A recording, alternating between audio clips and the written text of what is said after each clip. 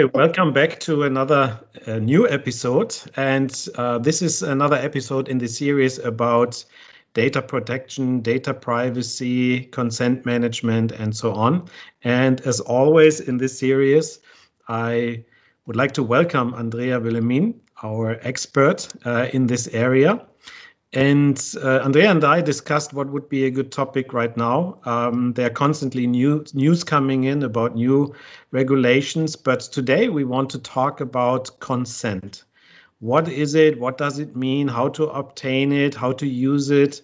What to do if somebody's changing their mind, and so on. And that leads us to many interesting aspects. Again, as always, this is not really a legal advice. So if you need a legal advice, you need to, of course, engage a lawyer and an attorney to make sure that your particular website is meeting the standards. But what we want to do in this podcast is share more the general topics and also share some best practices of what we see from our work with clients. So, Andrea, welcome back again. Oh, thank you. Hi. Hello, Thomas. Very nice to be here again today talking about consent. And as you said, we have now new implementation from EDPB about that. So let's start today with the basic terms, and then you can complete our last podcast about that. And in the other one, we can go deeper in this one because we have lots to talk about. No, it's a very nice team. Yeah, you mentioned something actually. As of this week, there was a new legislation in Brazil. I think that this is a big step forward. I think we should probably dedicate almost a full episode on that, so that people understand what that actually means, because that is important for companies here in Europe, as well, of course, predominantly the companies who are active in Brazil and the Brazilian companies and organizations. No? Exactly. Mm-hmm. Very nice.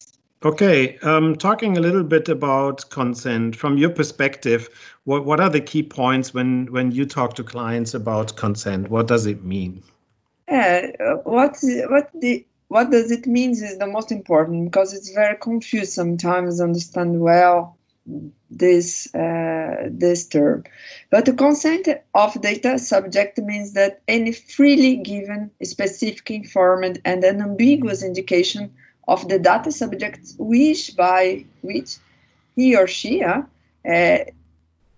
be and give he affirmation action. It's a clear affirmation action that they he or she wants this.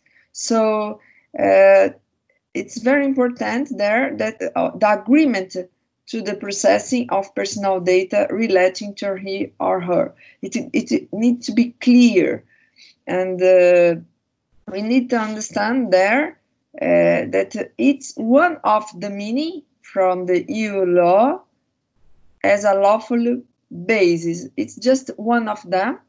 And the consent, it's not the most strict one, but for websites, for general advices or things like that, it's the easiest one for ask, and people can give and can take off it very lightly. It's something that don't have a very, very strong legal, but it's very important to be done. So in a website, when I want to announce some treatment with my personal data, I need to ask for the consent, and this consent needs to be clear, and the other people that needs to understand that there are an agreement about that the data will be processed by this term, and it's a point for them. Oh, okay, I understand that something will be done with my data, so it's very important, no? Yeah. So I think the key points here is that you have to actively give your consent, right? So you cannot just assume that a visitor, for example, to your website or your e-commerce shop has given consent. You need to actually actively get the consent, which means they have to perform some kind of action. So explicitly agree to the data capture, the data storage, and agree to the data privacy policy, which is, I think, a key point. So a company needs to have that data policy on the website, visible and accessible in the first place. No? I think that's obviously a key point. And when I look at some of the websites, it's sometimes not so easy to find the data policy. So that would be a good starting point, no? To implement that in the first place. And correct me if I'm wrong, but consent means not only visiting the website, but it goes further than that. It's, for example, when you go to a website and you fill out the contact form, you also have to be asked to actively give consent for this particular act of interacting with the business. In other words, the business needs my consent that they can store my personal data for the purpose of responding to a question, right? That's how really specific it needs to be, no? Yeah, it's all the importance. Why it's so important, no? Because when you are asking your consent, the user of the use of this data, the owner of the data, the data subject, the company will be able to collect and process this data. So it's an agreement from both of parts that, okay, I'm agree with you, company, that you are using, and you are taking my data, collecting it, and processing it. It's not just to see your website, it's also to process this. But each consent, it depends what kind of consent you are asking for. Could be an implicit consent or an explicit consent. And for some cases, I need to be clear when I ask the consent what I will be doing with this kind of data. Even it are specifically data as if you are treating with sensitive data or other kinds of treatment, specific kinds of treatment, ask a specific consents. No, now I'm using our information for some kinds of treatment. Then also I need specifically consents. So we need to see what kind of treatment we were done to this data, what will be the use of these data that we are collecting, so we can decide what kind of consent I will be asking about my data subject in my website, for example. Mm-hmm. I think one other interesting aspect is in some legislation, so in let's say some legal requirements for some countries, it is said explicitly that the visitor of a website has to be able to visit the website even if they don't give the consent. That's an interesting point, right? If you think about it, that's really also a technical requirement. You need to implement something where they can use the website, but you need to make sure that no personal information is actually captured or being used later on. No? That's, I think, probably the biggest question mark that a lot of organizations have right now, how to do it. No? Yeah, and technically it's the most difficult, because sometimes how provide that my visitor comes to my website to visit it and I don't have to capture any data, and how do that, no? Mm-hmm. And if he says one question very important also is sometimes when we put the announcement for the consent and he say not yes and no, he stay there and don't choose one or other, option for the consent. Mm-hmm. In this case, they are visiting us, but he said no, and he said not no and not yes. So we don't know what to do. And some legislation say that, okay, in this case, you can take it by yes, or you can take it by no. Mm-hmm. Most countries now are saying that it's a no, so you can't take any consent and you can't capture any data. And the other legislation say that if they don't know anything, they don't say anything, So in this case, it's a yes, you can capture it. So it's also you need to be very in the with the legislation of the country that you are working, because it could be different meanings of interpretation. And for me, if they don't say yes, it's a no.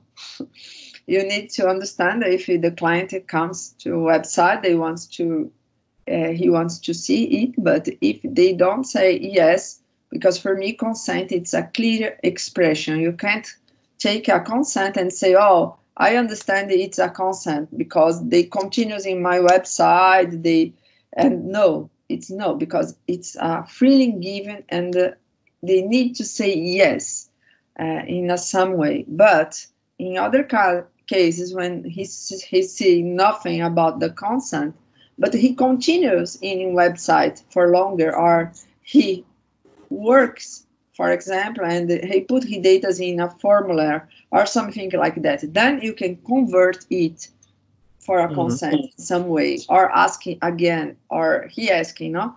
But it's not very clear in what moment and what to do with this kind of data sometimes, because he comes again, and you don't know that he came again, because you simply erase all the data that you had in the first time he visited your website and didn't say yes or no. So it's a very good point that you. Yeah, but also another practical example is how to get consent for a newsletter, no? Because many organizations want to build up their newsletter list for newsletter marketing. And the question is, what is a good practice? So here in most of legislations here in Europe, basically the rule is that you need to have a double opt-in. No? So it's not sufficient just to say, okay, enter your email address and then we'll bombard you with information. They actually have to enter it and explicitly check the checkbox that they want to receive information. And the reason why it's called double opt-in is you get a confirmation email, and then you need to confirm again a second time, yes, I want to receive information. Only then the double opt-in is actually complete. And then even then, you need to give people the opportunity to change their preferences, or practically speaking, unsubscribe from a newsletter, for example. No? So you don't really own the consent for a lifetime. In other words, as a provider, you need to be prepared that somebody is revoking the consent, and then you have to respond to that accordingly. No? It's typically automated, but an important point. No? Yeah, it's what are very difficult now, for example, because in Europe we are clear about what to do with the consent. Here in Brazil, for example, we stay in this. It's for us, it's not very clear, because we have different laws, and these different laws for this moment, crisis moment, we can say that we need a double checking or something like that, because you can sometimes use also something that. What I said, it's a legitimate interest, no, to use to use this kind of data, and it's my consumer before. I've been send him emails forever, and I can continue or not, even they don't put opt-in in my second control. I don't know.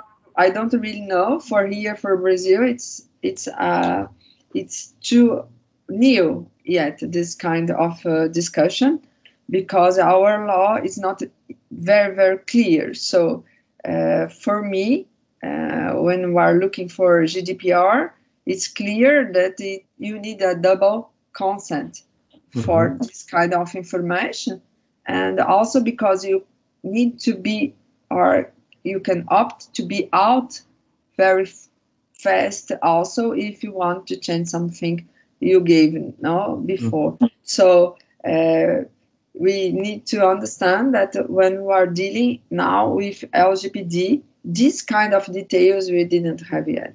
So it's very nice that you bring this point. Just to mention for everybody, when you say LGPD, I think it's an acronym for a wonderful word, a word from Brazilian Portuguese language. No? Can you say for everybody what it means, LGPD? LGPD is it's the Brazilian law, no, for our Brazilian law for data protection, no. And in Brazil it means Lei Geral de Proteção de Dados, no. Então it's just the letters from the law, and for this new law that it's not. From Brazil, it's not clear yet how to use the consent as it clears for the European law. There are GDPR, no? So we have GDPR in Europe, and here in Brazil we have LGPD. So maybe before we come to the conclusion, just another observation, which I think is also a good topic for us moving forward. The question is always, how can companies cope with that, right? And what I see right now is when the clients contact me and ask me to look at their website, many of them still have the pop-up banner that basically says, oh, by the way, we're using cookies. By browsing this website, you agree to the cookie. That is actually not the standard anymore, right? I think we still have some kind of grace period in many countries, but officially speaking, this is not really a way of becoming compliant. And that gave, I think, a new way for a whole new industry of the so-called consent management platforms that we are, for example, implementing for our clients right now, right? And a consent management platform basically means that you have a system where you can actively manage the consent. So you can make sure that if somebody is not giving the consent or not giving consent for specific technologies, for example, they say, okay, if you capture our basic data, but I don't want my data to be captured for Google, LinkedIn, or Facebook, for example, then you need to make sure that they are excluded, for example, and you cannot build, for example, retargeting lists based on their information. That's really what it means. So I think this whole point about consent management platforms and consent optimization, that is a kind of a logical next step for us in our podcast episodes here in future. Yeah, it's very interesting because how I can show if the client asked me what we did with his or her data and where are putting for what you can use it.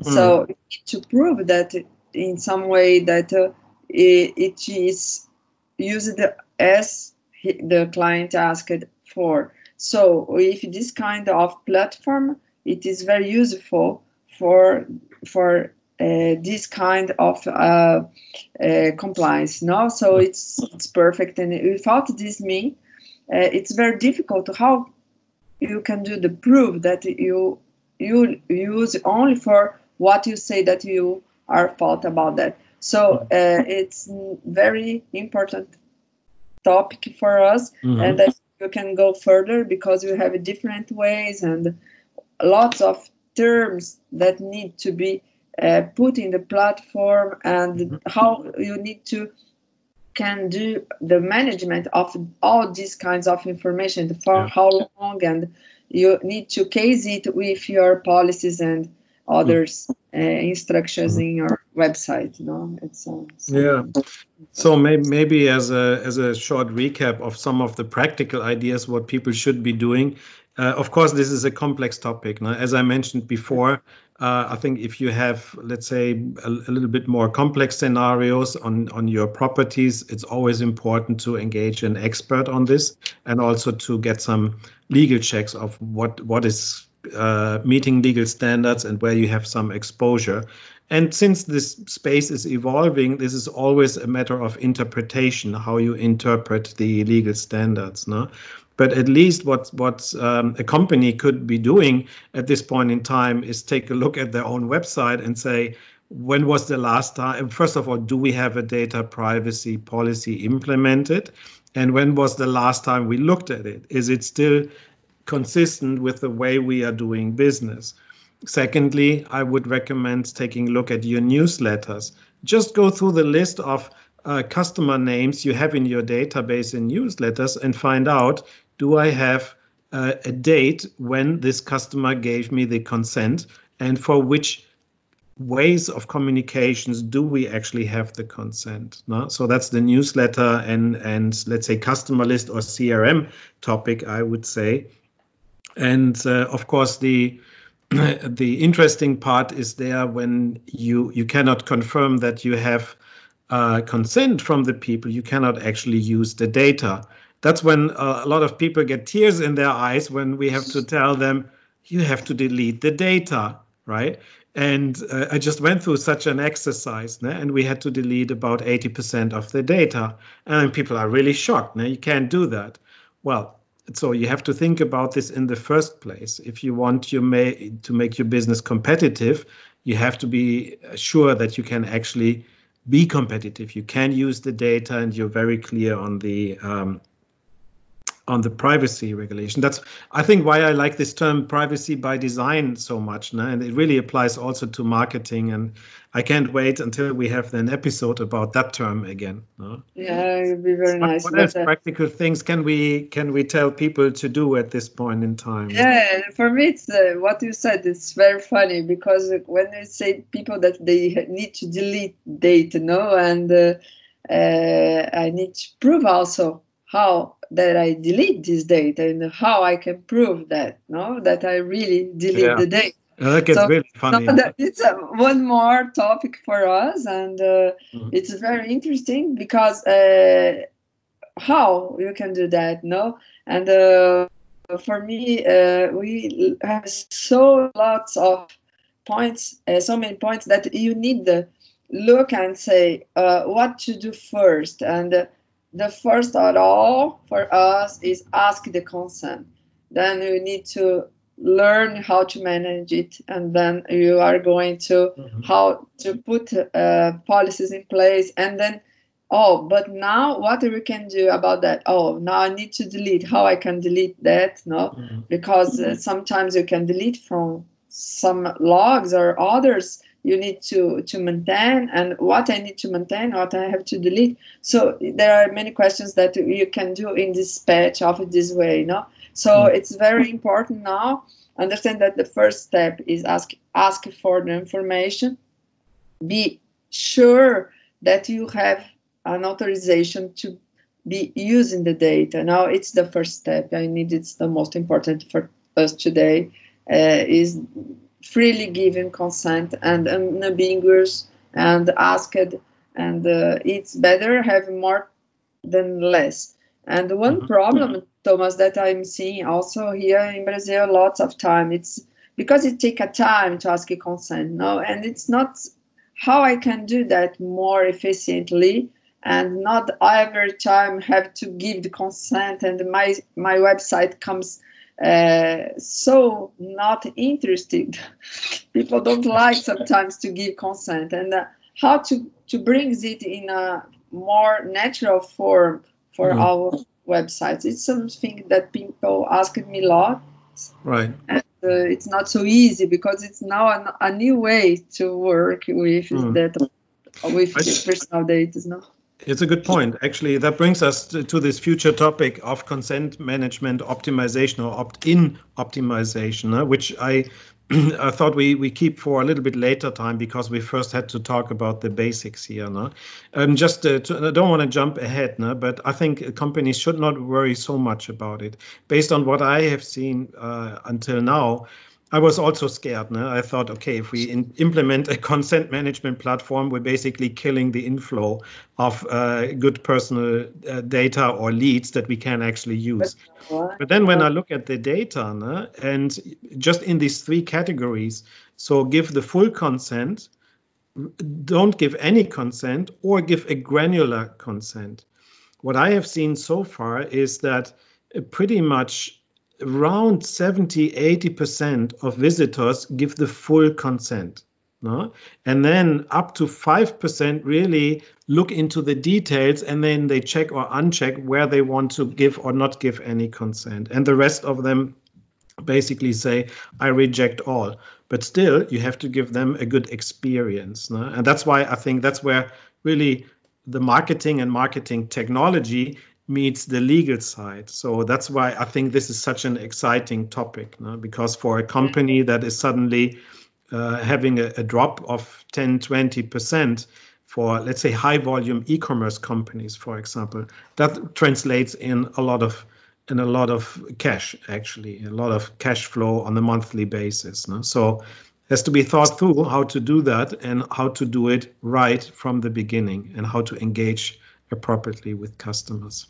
Wow, I feel like we have so many exciting topics, so we're probably going to be busy, at least for the rest of the year, with topics about this. No? About the data protection, yeah, but it's very nice, and we need to be clear about that, and it's a very huge topic, so I think you are optimistic in the end of the year, but okay, it could be. Okay, so thanks for listening to our episode or watching wherever you encounter this episode. Feel free to leave a comment, a message, or even you can send a question in if you go to the basic website for the podcast on Anchor FM or on our website, wittigonia.net. There's a way how you can engage with each episode and ask questions for the next episode. So we'll be happy to consider that.